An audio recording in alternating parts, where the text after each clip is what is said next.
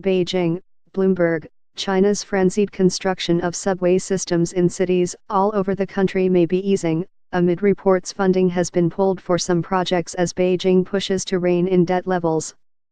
The National Development and Reform Commission, China's top economic planning body, is revising a 2003 policy on subway development, Cakeson reported on Saturday, November 18. The NDRC wants to raise the bar for approving local rail projects amid growing concern over a debt-driven infrastructure boom, the financial magazine said, citing sources that it did not identify. Population levels, as well as the economy and fiscal conditions of Chinese cities seeking permission for subway projects will be more closely scrutinized, Cakeson said. The NDRC did not immediately reply to questions faxed on Saturday by Bloomberg News. Subway construction is a constant presence in China's cities, with streets torn up to build the capacity needed to transport the swelling ranks of urban commuters. Beijing alone has been testing 3 lines, a driverless subway, a maglev train, and a tram to be launched in the city's western suburbs at the end of the year, the official Xinhua news agency reported in September.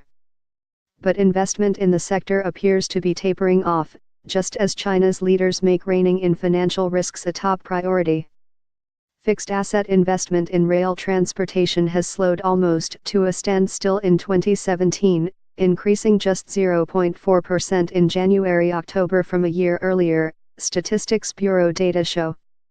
That is down from 3.5% growth in the first 4 months of the year. Private rail transport investment, which makes up a tiny share of an industry that is dominated by state-backed enterprises, slumped 58.6% January-October from a year earlier.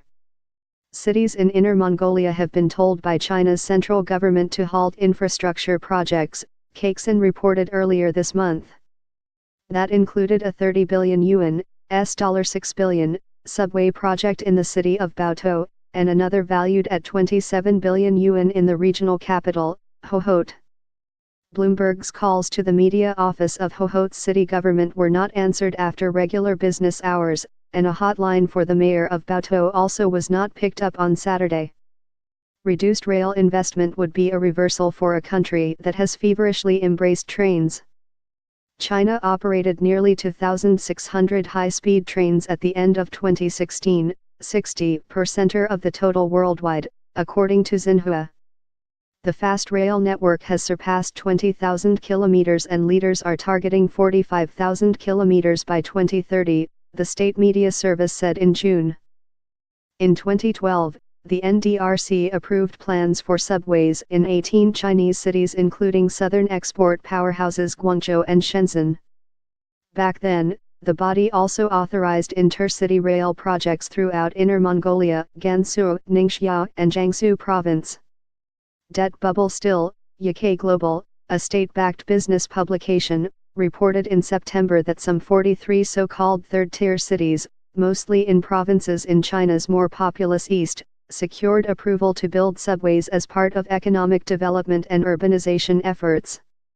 Inner Mongolia's population has held at around 25 million since 2010, according to the Northern Region's Statistics Bureau, while the eastern province of Zhejiang, the headquarters of e-retailing giant Alibaba Group, is home to almost double that many people.